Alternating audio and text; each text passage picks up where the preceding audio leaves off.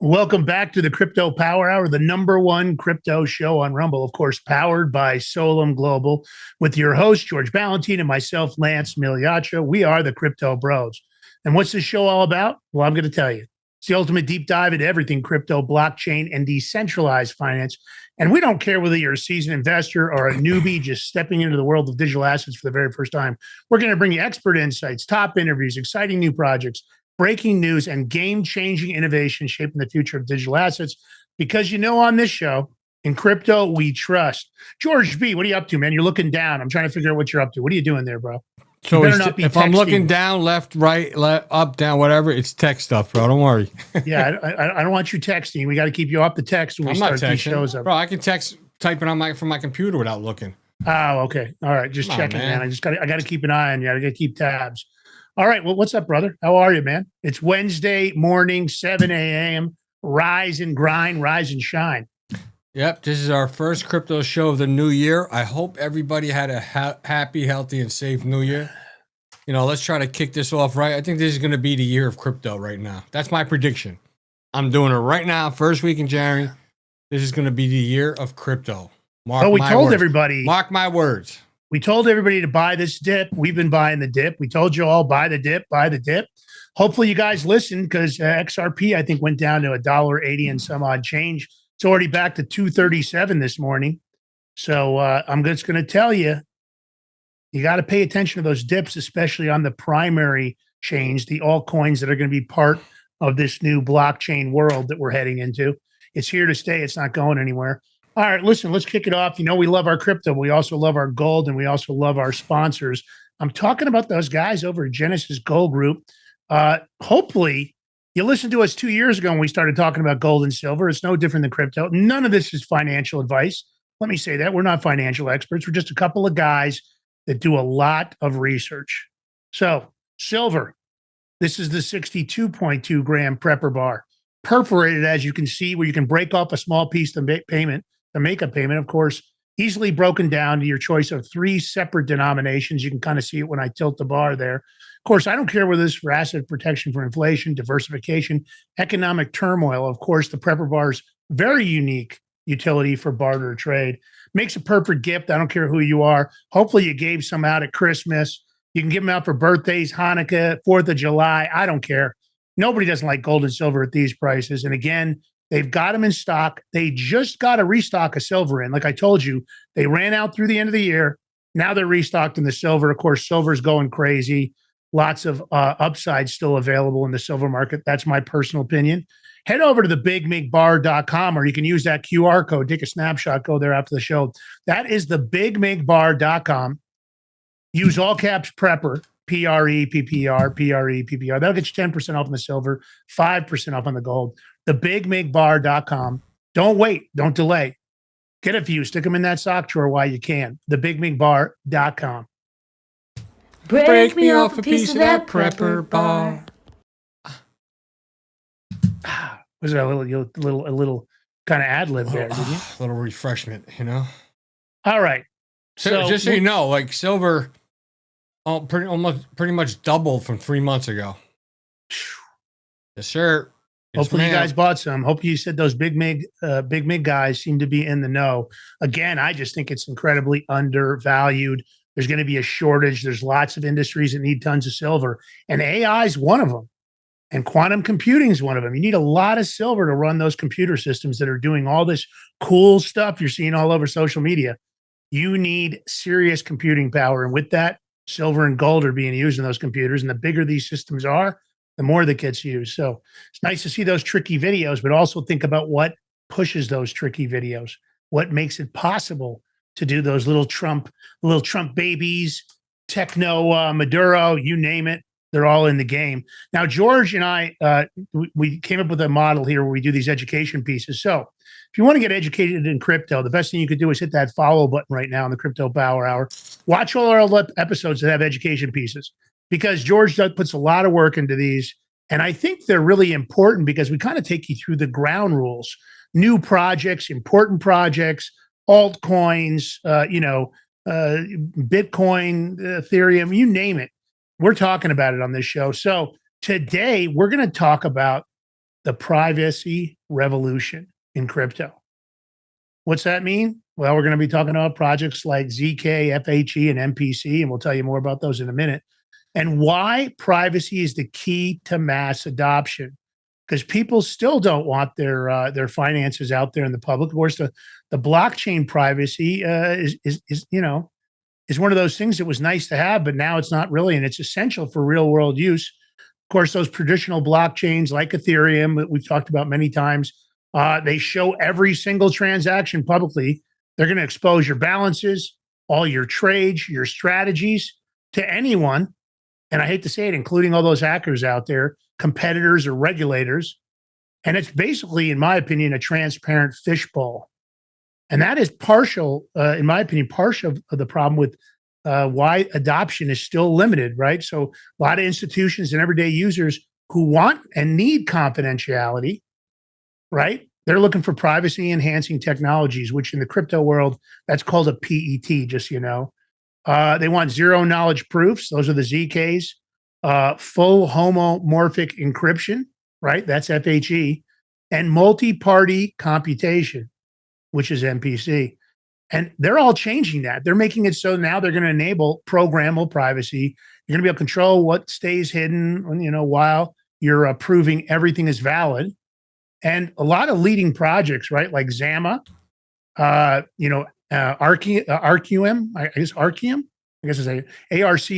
just, that's an MPC network, of course, and Aztec, which is the ZK-based private Ethereum network.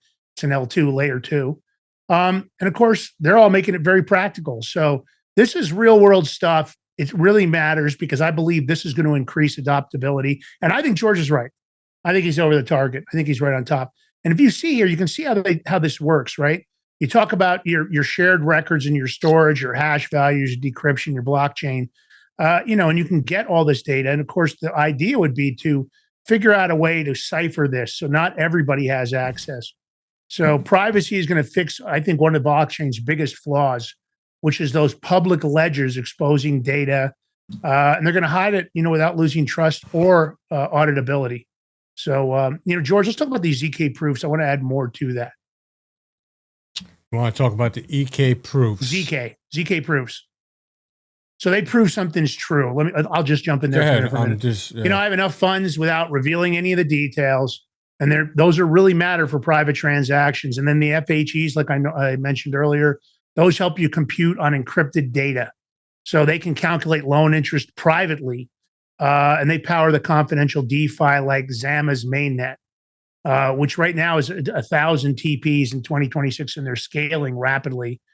And this is big stuff because, of course, when you start talking about these multiple parties compute together on private inputs, the MPCs, you're going to want to be able to trade without sharing secrets. Right now, you see it. People put out your trading strategies. They're tracking whale wallets. And I think this, when you take real world applications and you look at everything that's going on, people don't want all that information. They don't want they want private payroll. They want to hide their salaries. And when all that stuff goes onto the blockchain, it would be out in the open, right? They want confidential stable coins. And of course, Zama's CUSDT is a confidential coin. They want dark pools. They want to be able to hide their trades. And they want compliant lending. They want to be able to prove their credit without exposing their history. And I think all that in 2026, all these hybrids are going to dominate. I think all these networks are going to dominate in the privacy protocols. And I think because it's going to balance risk, there's going to be a lot of stuff that has to do with compliance and selective disclosures. So let's take them through, George. I think let's give them a step by step. And let's start with the basics and take them to the advanced. Okay, let's do it. Let's rock and roll. Let's get into it right here. I'm going to put up a chart and then I'm going to start talking. This way the chart's there for you guys. So, we always try to simplify things for everybody, especially for the new people, the newbies, and we're going to try to build a newbie friendly. I'm going to give you analogies. Yeah, I'm having trouble like Lance today to expert level mechanics. And this is all going to happen with real world crypto DeFi examples throughout. We're going to do this for you guys. Now, Lance is just talking about the privacy problem in blockchain. And it's PETs. Why do we need them? I don't know if we need them. That's everybody's opinion. However, though, coming from a novice view, somebody that's just coming into this into the scene of crypto. Imagine, I don't know, posting your bank statement online. Everyone sees your salary, your spending, and savings. But you know, that's pretty much most of blockchains today. But I'm going to clarify something here, because when you see stuff transactions, there's no name to it. So there is privacy. I don't know why they're trying to like separate this and do it. You can look. There could be a wallet up there, but you don't know whose wallet that is. Like Lance, you were just talking about like crypto whale wallets. Okay, but what crypto whale is it? You don't know. So there's still the privacy there. You don't know whoever it is getting paid this much or making that much. I think when it comes to privacy enhancing technologies, I think that what they're talking about is, let's say, for example, that you had to put up your bank statements as part of a transaction. Let's say those bank statements were on the chain, where they were now real world assets that were listed. I think they're concerned about that because, of course, we're talking about lending. We're talking about the banking world as it exists now and how we're going to incorporate this transparency to prove up the money, but at the same time, not put out your personal data. So they're going to either the banks are going to be done and gone with, or they're just going to incorporate more crypto into the banking system. However, but they're going to have to make it where your banking statement's not going to have your personal information. It's just going to have some kind of identifying number to you, whether it be your wallet or whatever it is. However they're going to structure this, that's what it'd be. So once again, that's just my opinion. This is how you make the privacy where you don't know who the person is. But so, I mean, if you look at it from, like, let's say the expert's view, transparency enables MEV, which is bots front running trades, surveillance, regulatory hurdles. Now, institutions avoid DeFi because data leaks violate privacy laws. I like DeFi. I like decentralization. Get rid of all the government and all the big control. I want it. We want it back. Now, I'm going to give you an example. This just happened. Look at it. We're saying last year because it's 2026. It's funny, though. In 2025, front-running costs DeFi users billions. Privacy tech reduces this by hiding order details. Now, Lance, you know, you want all the transactions on the blockchain. You want them there to be verifiable. But if now they're going to start blocking them, then how do you know it's verifiable or not? But they're saying here's the solution, PETs, which allow verifiable actions without exposure. So they're saying privacy TVL, which is surged in late 2025. Now, what are we going to expect more in 2026 with regulatory clarity? Possible. We're still waiting for some crypto infrastructure bills to be passed, sitting there in the Senate. And I mean, the more they sit on it, the more it just makes everything hold back. So I wish they'd get their butts in gear and get shit done. I don't know. We'll find out sooner or later. They're going to have to do something over there in Congress. But you talked about what? Zero knowledge proofs. ZK. Hold on, Lance. I'm going to switch so you don't have to look. This is prove without revealing. So, once again, I'll do it from a new person's standpoint, right? The Alibaba Cave. This is classic now. We all know who Alibaba is, right? They prove you know the secret password to open the door without saying it out loud. Or Shazam. Or prove you're over 21 without showing your full ID. Just age verification. How does that work? I'm glad you guys asked. You're the one that's going to provide it. You're the prover, right? You create a mathematical proof locally. Sounds complicated, huh? Well, it can be. For people that are not like just coming into crypto to learning it, it just sounds like all these seed phrases I got to remember. Now I got to create mathematical proofing. Oh my God. What else is next? Then you got to submit proof to blockchain. Now verifiers check it instantly without seeing your data. Transaction, it validates, network updates securely. Now, if you have expert mechanics, they use, it's ZK snarks or starks for sufficient proof. Sufficient proof? I don't even know what they're trying to say there, Lance. You know what that is? I'm sorry, George. I was looking at something. That's all right. Client side proving keeps it fast. like seconds on a phone. Then you have what? Real world applications in crypto and DeFi. So you have private transactions. You got Zcash, Monero, which hide amounts, senders, right? And this ASX L2 enables private Ethereum trades. And this is actually going to be growing in 2026 this year. We'll see. Yeah, so sync proofs are basically simple proofs that happen extremely fast. So once you create that algorithm, George, what they're hoping for is that you've already submitted an ID, and just by providing that number, you're going to have a fast transaction. And none of this is going to slow things down. So some of it you preemptively verified, and the idea that you don't want to make all that information public on the chain. Yep, we shall see though, right? Yeah, but there's always that. Yeah. You have what? We're talking about now. So we went from private transactions, Zcash, Monero, where they're hiding amounts and senders. But then you have compliant identity.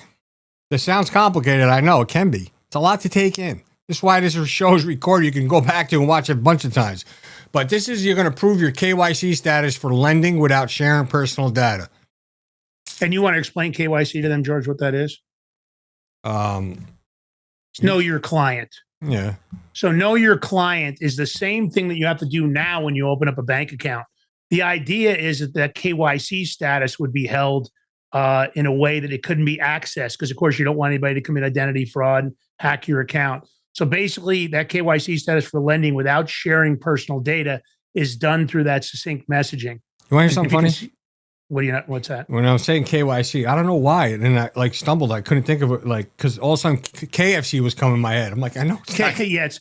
It is not Kentucky Fried Chicken. I know. I don't know why it was popping in my head, though. But it happens. You know what I mean? Somebody the other day said KY. They said KY. I know what that. I'm like, no, dude, KYC, bro. We're not talking about KY jelly there. Yeah, let's not talk about that. All right, but key generation. So you've got the prover on one side, the verifier on the other. And the idea is that prover can send over that code, and the key is generated without him sending over his ID, his social security number, his birth certificate, because we're going to have that for KYC. It's going to be important as these transactions to authenticate, because you've seen some skimming practices done by hackers where certain data has been skimmed or certain data was made public, and then, of course, somebody becomes vulnerable. So this is a big deal because, of course, you're going to want that compliant ID. You really want private voting, right? Because we know that DAO governance is coming into the voting systems. And you really want those votes to stay secret. You really don't want it attached to your wallet, because in some cases, people through transactions have been able to identify wallets. You know, people have identified, say, Master, which is Michael Saylor's company, and they've been able to see that a bunch of Bitcoin got bought, and they're like, oh, that's the Master wallet over there, because they announced they bought certain things. So, you know, there's a lot of very bright people out in the crypto world. So private voting is going to be important. And another 2026 example, I think, is Aztec. If you haven't heard of them, Aztec's got a programmable privacy for like hybrid public-private DeFis. So you'd be able to hide, position sizes potentially using that. And I think that's a big deal when you think about it, because, if people can move on your activity, if they move very quickly, it may in fact impact your ability to perform on making a trade. So, when you start talking about fully homomorphic encryption, right, which is FHE, that's going to be all it's going to be. That's all the computing on encrypted data. So you send a locked box. So this is for the newbies. Okay. Let's say, so you have this locked box of ingredients to a chef. You're going to send him a box of ingredients. It's going to have everything in it is to make this meal. What they would do is they would cook inside the box without unlocking it. And what they return to you is a locked meal. Now, that's really simplistic when I say that. But step by step, you're talking about encrypted data, right? You know what, Lance? You know what you just said? It's almost like saying you're taking a box meal, put it in a microwave where it cooks it. You don't even open it up yet, it just cooks it, and you bring it out, then you open it. Yeah, because there's a lot of services. You've seen them now, George. A lot of these places are selling all the ingredients to make a meal with the instructions. For people that are really busy, they don't have to buy their own groceries. In this case, nobody's going to know what your meal is going to be. You've sent it over to the receiver, right? You're the prover. It's authenticated, and now they're ready to provide it. So in case of encrypted data, it could be like your loan balance. A smart contract is going to perform on a cipher text, which is where they add the interest. So that cipher text is encrypted. Nobody knows how much interest you're paying because they don't know the terms of your loan. That way, and I think a lot of times, a lot of the banks want this because they don't want other people to know that George Ballantine got a 4% loan and everybody else is getting 6.5% with the same credit score. So I think some of this benefits the banking institutions, of course, but the idea is that all those results are going to stay encrypted until you decrypt it on your end. So, there's going to be a lot of stuff here and all the real world stuff on this, on like confidential stable coins. Zama's Marinette, demoed a private USDT transfers a couple of weeks ago. And that hides the balances and the amounts while it's still compliant, because the KYC data is embedded in what they're sending over, right, in the contract terms. So private payrolls, companies can pay salaries on chain, delivered directly to your wallet without revealing individual amounts, which I think is important. A lot of people don't want their income put out there, and I think some great examples would be Zama and Shibarium. And Shibarium is Shibarium, I believe. And that's all for native private transactions. So that's all about real world assets, which are confidential real world assets, and how they're turned into tokenized assets and not releasing it. So if you look here, you kind of see how this works. This is a fully homomorphic encryption in practice. So you can kind of see how it works. So you get the data is encoded to plain text, and the data is encrypted. That's kind of that box I told you about. See the box? That's your ingredients sitting inside that box. Now you send it over to the data, processor, right? And that's where everything happens, where it can be manipulated. And then it comes back in the box to you, right? So it never comes fully out of the box, so nobody knows what's in the box. Now the box comes to you, and then your numbers are decoded from plain text, and of course back to you, where you can actually get the resultant data and act upon it in one way or another. So these are all examples of the way we did this, and I think this is important. And I know it's a little confusing. You may have to go slow, and sometimes it helps, have a browser open next to you. And if you, like I say, MPC, and you don't know that's a multi-party computation, you can go look it up, and you can say, what is a multi-party computation? And the idea is that allows collaboration without sharing any secrets. So you can get it done. So a newbie analogy, again, you get three friends, calculate average salary, right? Each splits number into shares, right? And they combine without anybody seeing full amounts. So you're able to split that private input into encrypted shares. The parties, the nodes, of course, compute jointly on those shares. And then they reconstruct the result, only what should be revealed to each individual party. So this, that's obviously something that could be done that has to do with a business model, sharing of profits, payroll being hidden, that sort of thing, where people don't necessarily have to know what each person is receiving. And these are all real world. So you've got private trading, which they call dark pools, and that'll going to allow institutions to trade large volumes without leaking intent. So, that's important for somebody like Warren Buffett, as an example. He doesn't want anybody to know immediately that he's accumulating shares of Coca-Cola. So he wants dark pool buying. So the institutions are pushing for this because, they control a lot of the markets. A lot of them are market makers. You're going to have secure wallets, custody, you get split keys across parties, no single point of failure, which is a great security thing. If you have a shared wallet with a family member, the idea would be this would allow real security, that if something happened, like we've talked about kidnappings on the show, it would split those keys across multiple parties. And so there's no single point of failure and no single point of access. A lot of security that has to do with that. Then you have joint AI trading, of course, train models on private data without exposure. So that's a big deal. And of course, all this stuff really matters because you're talking about the idea behind threshold signatures, right? Which are MPCs, right? So you're going to go back to that multi-party computation. Because when you have these threshold signatures, that's what we talked about, where one group holds the same wallet, but you need three people to complete the transaction. Very secure in that manner. So, and I think we're going to see this, what we're talking about, plus we're going to see a lot of hybrids. The future trend, in my opinion, and across all of the blockchain world, are the hybrid stuff. So you'll take the strength of like a ZK verifying, the FHE computes, the MPC collaborates and secures. And then, so Zama is one example of using MPC for key management. You're going to have real world like private AMM, right? Hidden liquidity pools, encrypted voting, institutional DeFi, DeFi networks. Of course, the cost for computing is dropping very fast, which is allowing, because we're getting a lot in hardware acceleration, right? So it's going to allow really selective disclosure for the regs. because as the computing power gets increased, we've talked about the effect of quantum computing on AI. It's a big deal. So I think this, George is right. 2026 is going to be big. I think the ZKs, the FHEs, and the MPCs are going to transform crypto from a fully exposed ledger to a secure vault. I think that's going to enable a bunch of private, decentralized finance deals to come onto the table. Payroll is going to go on chain. All trading will be on chain.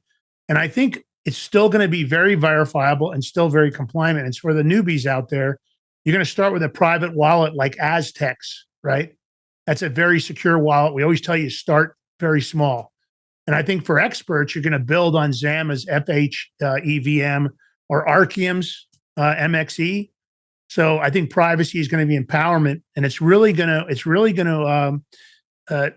it's going to be important. If you ignore it, expect to get exposed. If you embrace it and unlock crypto's true potential, then I think the sky's the limit. So think about private transactions, privacy coins, and all these other networks. Study, learn, come to the big, come to the Crypto Power Hour on the Big Mig Media Network, and learn from the ground up. All right, we're going to take a short break. That's what the music is.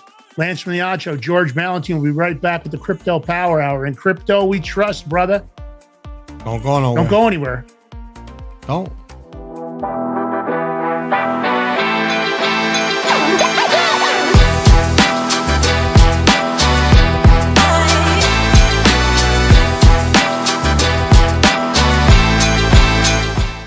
Are you ready to stand up for your community and support your local sheriff? Join the Constitutional Sheriffs and Peace Officers Association and become a vital member of the Sheriff's Citizens Posse. At CSPOA.org, we empower citizens like you through weekly webinars, arming you with the knowledge to back your constitutional county sheriff. Together, we can uphold our Constitution and ensure liberty and justice for all. Your community needs you now more than ever. Visit CSPOA.org and join the Sheriff's Citizens Posse today. Make a difference. Stand for freedom. That's CSPOA.org. Your country, your fight, your future.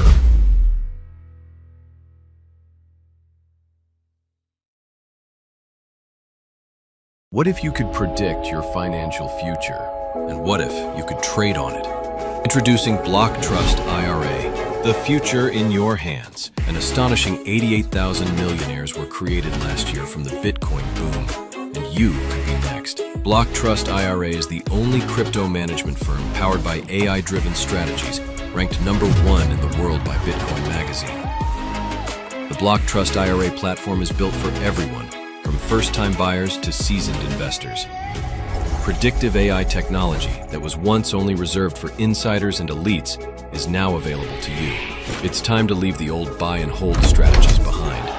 Your assets are protected with military-grade security, offline cold storage, and $200 million in insurance. Visit BlockTrustIRA.com to book your free consultation and ask how to claim up to $2,500 in deposit bonuses today.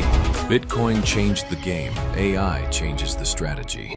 Hi folks, I'm here today to introduce you to the Prepper Bar from PrepperBar.com, the most unique precious metals product we have seen in a long time. These 62-gram bars are perforated and easily broken down into your choice of 3 different sizes to fit a multitude of needs. Whether it be from asset protection from inflation, economic turmoil, or its unique utility for barter and trade, the Prepper Bar makes a perfect gift for all the precious metal lovers out there. Exclusively made here in the USA and selling out fast. Available in both gold and silver, these slim Prepper Bars fit neatly in your wallet, and their utility enables use in any situation. Forged through rigorous training and honed by the finest instructors on Earth, these canine units serve beside our nation's warriors as they fight to preserve what we cherish. When these warriors complete their duty, the Warrior Dog Foundation provides them with a home deserving of the service they've given us all. At our state-of-the-art kennels, they receive rehabilitation and care suitable for heroes, because that's what they are. Be a part of giving them a future today. Visit WarriorDogFoundation.org.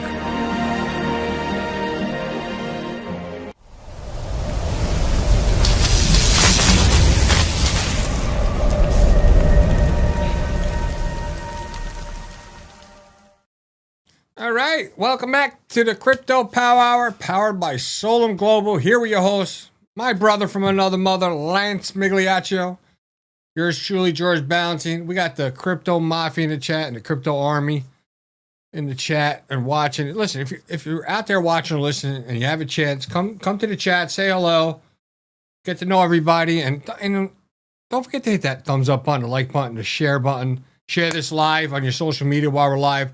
Help educate people with crypto, help us grow.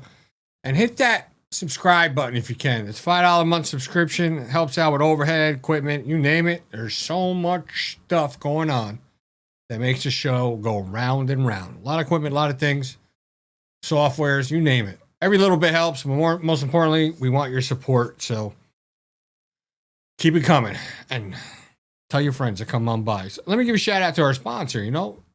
Lance and I, we always tell you, we got the perfect solution for the people that can't watch their crypto 24/7. And this is why I'm here to tell you about BlockTrustIRA.com. They're bringing access to cryptocurrency wealth to everyday people. Their exclusive Animus AI trading platform works 24/7, analyzing market and data and executing advanced crypto strategies that go far beyond buy and hold. This sophisticated technology, once reserved only for Wall Street insiders, now it's available to you.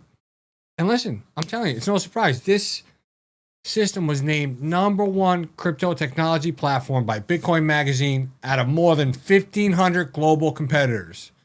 So whether you're a teacher, you can be a truck driver, small business owner, retiree, a government employee, whatever. Watching your inflation eat away your savings, BlockTrust IRA's advanced Animus AI gives you everyday Americans the same advantages as a financial elite. And clients are already seeing over 250% returns on their investments, all with military-grade security and up to $200 million insurance. Your wealth is fully protected. So don't wait. Visit BigMakeCrypto.com today and see how you can join this financial revolution that's finally giving everyday Americans access to the crypto opportunity of a lifetime. Once again, visit BigMakeCrypto.com today and you can get up to $2,500 of free crypto.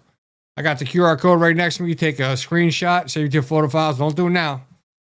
Go there later because we got stories to tell you guys. I don't know if you all seen recent. Well, I'm pretty sure you have. Hopefully you have. What just happened in Venezuela? You're like, Yeah, if you're not living under a rock, Thanks. I sure hope you have. And you're like, wait a minute. Why are we talking about Venezuela on a crypto show? Well, there's a little more than that, my friends. Little more than that. Maduro, he was captured along with his wife. And I think they got his son too. I'm not sure. This was on January 3rd. This is what the operation, I forget what they called it. Absolute Resolve, right? They went in, US went in, boom. There was no pushback from anybody. But there's big oil reserves there. There's big gold reserves. Oh, bring me the gold. What? You got liquid gold there and real gold there. You got a lot of stuff. But Trump said, for right now, the U.S. is going to be running Venezuela. And that, when they say that, that's through policies and stuff. They're not going to be inside the country. They're going to make sure, it doesn't fall back into nefarious hands. Because we don't need that to happen. So, but what you think about Venezuela, right? And you think about all the illegal activities they did. We're saying, wait a minute. How are they wiring money in this and that? That is the $1 million question. They weren't, because they were trading mostly Bitcoin. And they got shadow Bitcoin reserves, which is, they did this to evade U.S. pressure. And they're saying it's one of the biggest secret Bitcoin hoards on the planet. Well, that's what the rumor is right now. I think Satoshi's got the biggest hoard. No, I said one of the biggest. I know. I know. Lance. Yeah, one of the biggest. And I think this, America's probably going to of course, control and unlock Venezuela's assets. I think a lot of them are going to be put on chain.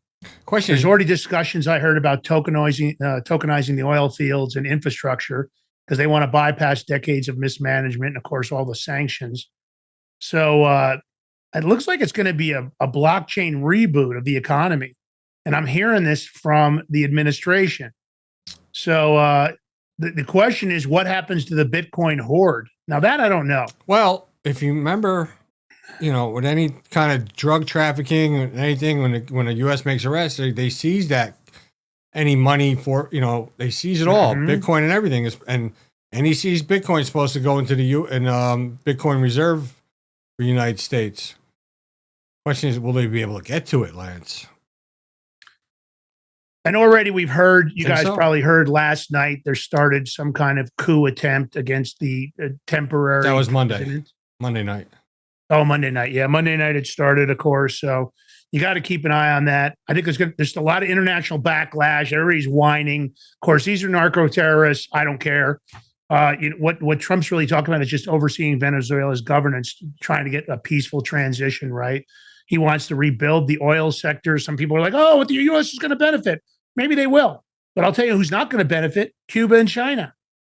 Now, China's talking about filing lawsuits, which aren't going to go anywhere because of the narco terrorism. I know. But this is a massive shadow Bitcoin holding. Okay, now these are all allegations. These are rumors right now. But the official data lists Venezuela with only 240 Bitcoin. That's 22 million. Now, I don't know how many of these are held by Venezuelan-controlled wallets, or is it all Maduro and his family controlling the wallets? I would bet it's the second.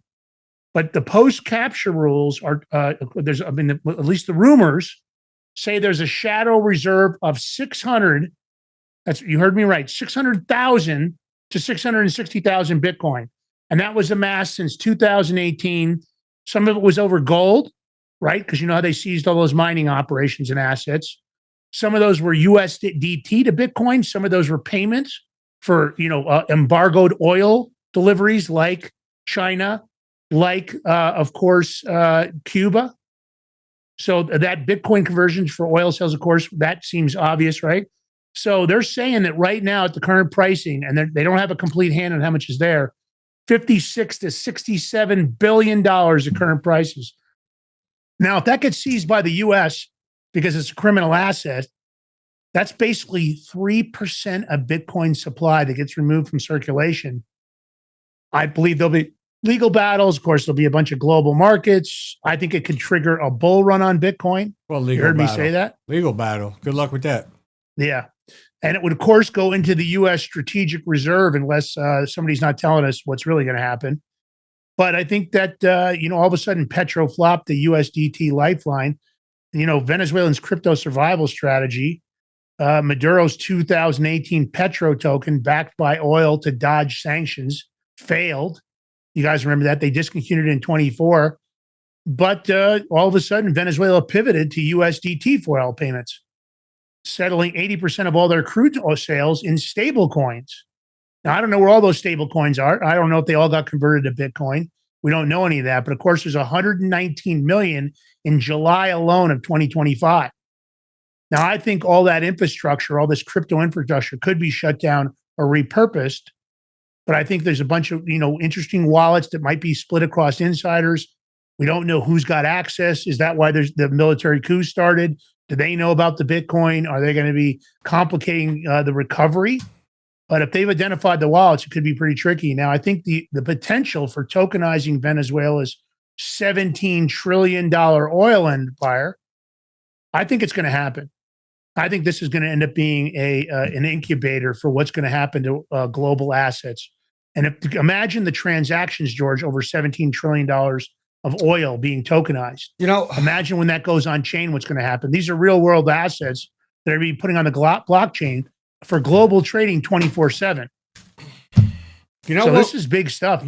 It's funny because the more we talk about this and get in depth with this, we're not hearing, and when they went and got Maduro, we're not hearing any seizure of any electronic equipment, computers or anything. Not a word. Because I don't think Maduro would have 600, let's say 600,000 Bitcoin in one wallet. It's going to be spread around. And who's got access to those wallets? Or who's holding point. it? I mean, we don't know how secure it was. We don't know if he's got, two-party authentication. We don't know what his KYC material is. I mean, look, Maybe the U.S. does. Maybe the U.S. identified this, and maybe they had this plan all along. But I think when you start talking about it, Maduro's facing justice. He had his arraignment. I think Venezuela is standing at the brink of a blockchain renaissance between their rare earth minerals, their mining, their gold, silver. We heard there was a big silver hoard that got seized also, or is going to be seized. So I don't know if that's true or not yet either. I guess we'll have to see. I'm sure he's probably got gold hoard too over there. But you know what? Like a lot of this, like with oil, they start bringing the oil on the blockchain and oil futures and stuff. I mean, it could work great for the people of Venezuela if done right. But I agree. A lot of people are not talking about the oil that comes out of Venezuela. There's only so many refineries that can handle that type of oil, and few of them. Some are in Louisiana, others in Texas. And I don't know where else, somewhere else in it's interesting other countries. That Trump just doubled down on saying he was going to work on the refineries, that he was going to work on our oil processing abilities. Maybe that's because he knew the value of Venezuela. And think about what we're talking about. Seizing a giant shadow Bitcoin reserve could really supercharge crypto, right? Because of scarcity. And of course, tokenizing oil assets, you're talking about unlocking potentially $17 trillion in value. Now you're taking blended geopolitics, right? You're getting rid of the narco-terrorism, and you're really going with decentralized innovation. So the big stuff will be any legal quagmires. Is China going to file some kind of a case on the International Court of Law? I don't know. What are these liberal judges that have been assigned to the case for Maduro? What are they going to do? Frozen holdings, international condemnation, the risk of prolonged instability for Venezuela, which we're already seeing instability right now.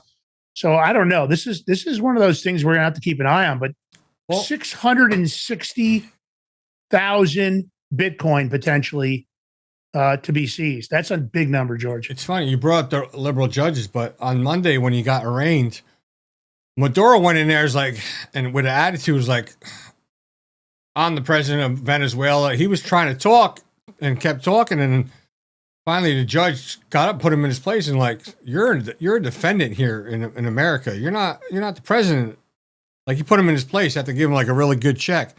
But it's funny because Maduro was pretty much. They said he was in shock at how people have right to get an attorney given to them. Yeah, he has a right to not talk. And he was kind of shocked at a bunch of these rights because, he was a dictator. You didn't want to talk. They're going to whoop your ass over there in Venezuela. You'd probably get killed. It's interesting. Of course, he probably was trying to take the idea that the U.S. doesn't have jurisdiction of him because he's a foreign leader. Of course, that's not true when you've been indicted for narco-terrorism or other but acts. You know what, though? I was thinking about that, and I was going to bring it up to you, too. So you look at it. What can stop any federal prosecutor or whatever high up there, DOJ, from going to get an indictment? Because you fully know you can indict a ham sandwich, right? Yep. So what's the point of why do you need in some country? Oh my God, I'm drawing a blank. My God. When you're in a country and extradition, right? Mm-hmm. So what's the point of extradition then? If you could just go in there and get them, snatch them up and bring them out. Well, extradition goes both ways, right? You have non-extradition countries that don't agree to participate in any legal authority, right? You've got certain countries that do that, like, for example, Gibraltar and others. Okay, right? But what if the country that doesn't have extradition or don't believe in it, so what? The United States can't get their person, they just happily sit there? Or can the United States just go in there and get them? That has happened because the United States doesn't actually take the role that it did in this situation. International law would argue that Trump shouldn't have done what he did, but at the end of the day, the conviction. Here's the tricky part to me. Maduro wasn't, and I've always told you I don't like grand juries. I think grand juries are BS because they're sealed grand juries. So Bill Barr presented to a sealed grand jury in 2019 and 2020. Of course, Maduro wasn't there to defend himself, just like every other defendant, and they were able to secure an indictment. Well, why were they able to secure an indictment? Because the only people that presented evidence was the U.S. government. Now, that being said, there's lots of evidence to support the Cartel de la Sol, right? The de la Solis, the Cartel of the Sun, which is his cartel. There's a lot of proof and evidence that proves that, in fact, they were this giant narco-terrorist. But you're right, George. This is one of those slippery slopes. But I think at this point, Donald Trump is going to take control of the Western Hemisphere. He's had it. I wouldn't be surprised to see Cuba, Colombia, and even Mexico face some major issues in the very near-term future. And I think as far as this Bitcoin stash that was probably created 99% from criminal activity, not that the oil was criminal, but who they were selling the oil to was criminal. No, they weren't supposed to be selling any oil because there were sanctions. But we have a clip. I have a clip here I want to play. Yeah, let's play it. All right, here we go. So there is a second order crypto effect here where since for going back a decade now, my reporting was back in 2017, because of spiraling inflation of the Bolivar, a lot of people had turned to cryptocurrencies, mining Ethereum and Bitcoin in their homes in order to just have a stable source of cash. But the other side of this is the fact that there are multiple reports that the government itself has been looking to evade sanctions by doing sales of oil in Tether, which they then move into Bitcoin. And so much of this market moves on sentiment. So even the promise that perhaps the U.S. government, when they came in, might seize these assets, hold on to it, that's a bull case for Bitcoin if you have a stockpile such as that that isn't being liquidated. All right, very interesting stuff. Very quickly, because we got to go. Is it a tailwind for just Bitcoin or also Ethereum, Solana, and some of these other coins? It's a rising tide lifts all ships. In fact, XRP has had outsized performance. And when you see one altcoin do particularly well, it really is one of these signs of a risk-on environment. All right, Mackenzie Sigalos, great to see you as always. Thank you very much. All right, before we let you go, one more look at the futures right now. It's funny because it just so happens like Bitcoin was, it was go up a little bit, going down in 80s, this and that. Now it's like shot up to over 95. I think it's going to start climbing again. It's going to hit big numbers soon. Break record soon. This is an interesting thing. And when we get down to the truth of it, I think it's really going to have an impact. So but the question is, how much is the U.S. going to acknowledge? All right, so let's talk about the infrastructure for the $2 trillion stablecoin economy. And if $17 trillion of the oil come on board, it's a lot bigger than that. But of course, you're looking at stable coins. We've talked about them in the show. They're no longer really fringes of the crypto finance. You have to focus on what our modern financial system is and how the stable coin is going to be very important moving out of the SWIFT system. And this will be the next phase of real finance. But I think as blockchain adoption is increasing, you guys know that. And of course, the crypto industry is maturing rapidly. Guess what? Here comes the government. So have the opinions of policymakers.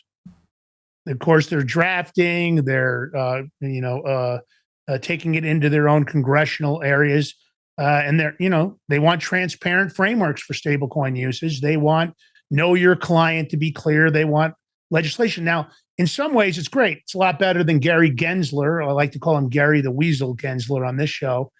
But you're going to see a surge in, of course, stablecoin usage. So people want to know that it's safe.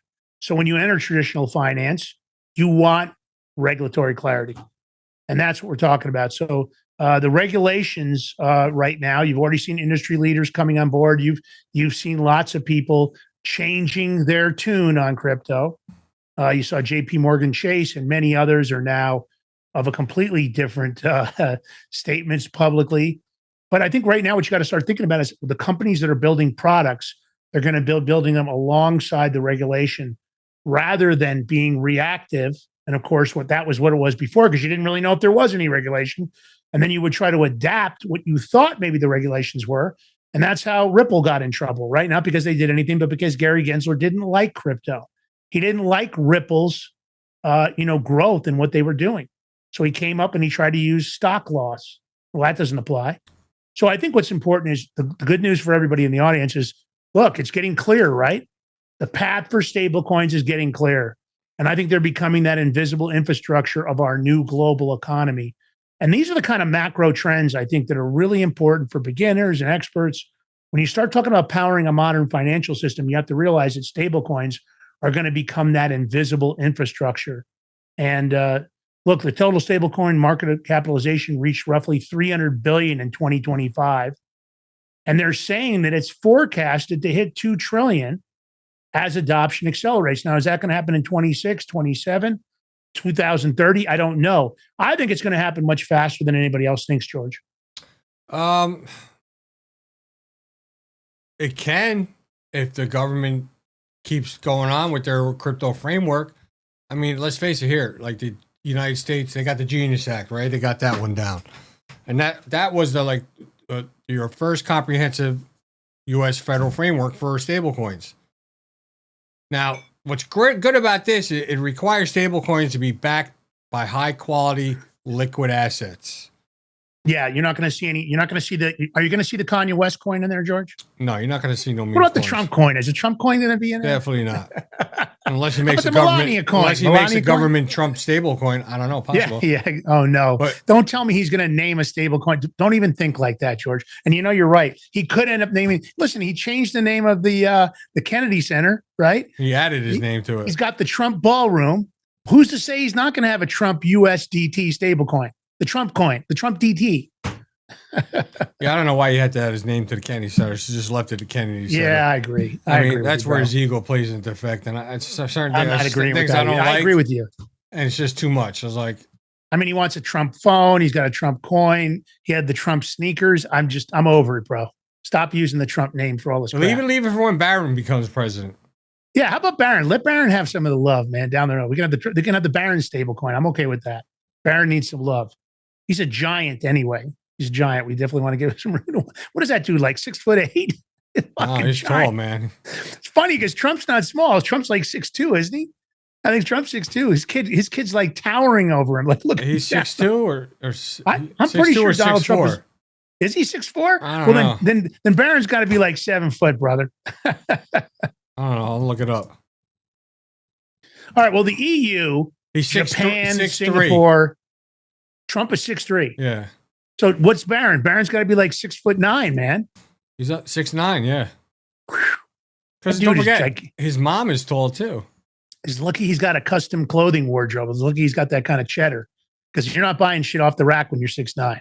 You're either playing basketball or you better be rich out of the gate.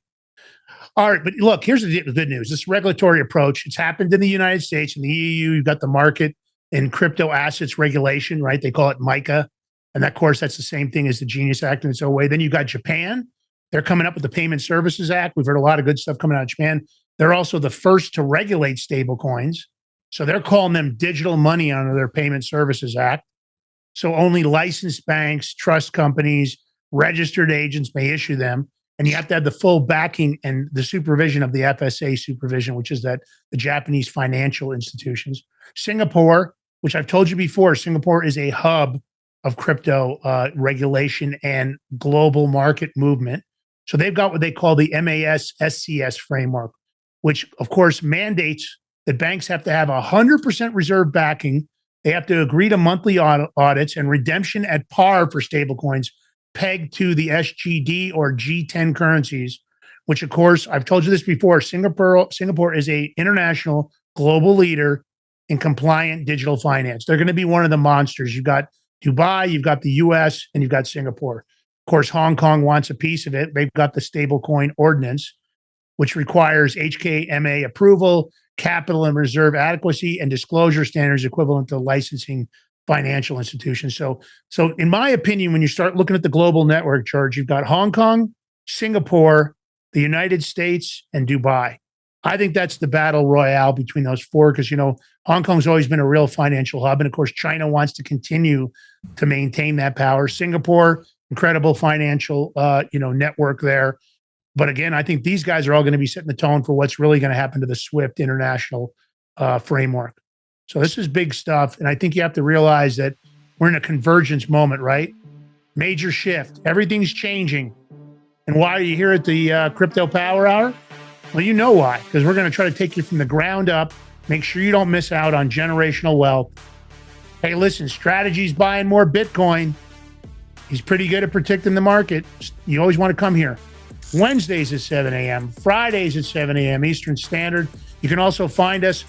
Follow our, of course, our main sponsor, Solum Global, solum.global. Big things going on at that company. Find them on social media. The Crypto Power Hour, you can find us on X. You can find us on True Social. You can find Solum Global on Gab. Let's get all those followed. And don't forget, are we back on YouTube, George? We're back on YouTube, aren't we? No, not yet? Not the Crypto Power Hour, no. Oh, I thought we were. So we're going to be getting back up on YouTube. They've agreed to let us come back on. So Sky's the limit now. Of course, our home base is Rumble. Hit that follow button. Take the short form, take the long form, spread it far and wide. Spread the love, baby. George, last words. Y'all have a good day. We'll see you at 11 for the Big Mig show if you're around. If not, we'll catch you Friday at 7 a.m. Have an awesome day. Stay blessed. It's hump day or hump week for singles, folks. Peace.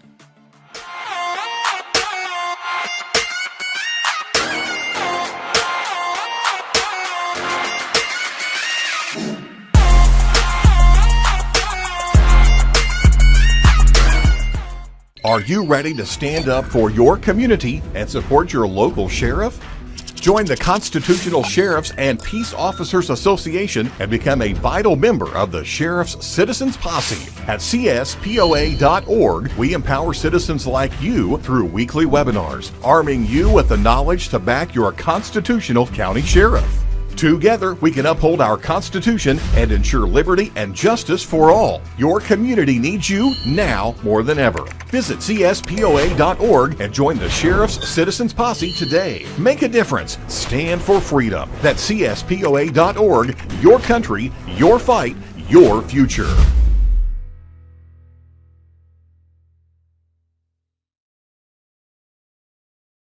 What if you could predict your financial future? And what if you could trade on it? Introducing Block Trust IRA, the future in your hands. An astonishing 88,000 millionaires were created last year from the Bitcoin boom, and you could be next. Block Trust IRA is the only crypto management firm powered by AI-driven strategies, ranked #1 in the world by Bitcoin Magazine. The Block Trust IRA platform is built for everyone, from first-time buyers to seasoned investors. Predictive AI technology that was once only reserved for insiders and elites is now available to you. It's time to leave the old buy and hold strategies behind. Your assets are protected with military-grade security, offline cold storage, and $200 million in insurance. Visit BlockTrustIRA.com to book your free consultation and ask how to claim up to $2,500 in deposit bonuses today. Bitcoin changed the game. AI changes the strategy.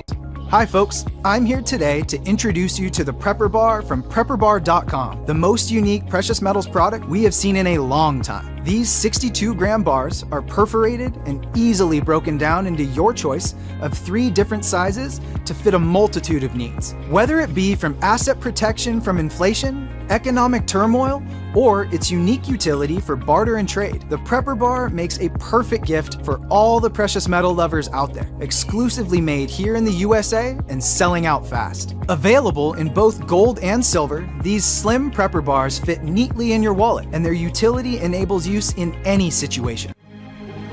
Forged through rigorous training and honed by the finest instructors on Earth, these K9 units serve beside our nation's warriors as they fight to preserve what we cherish.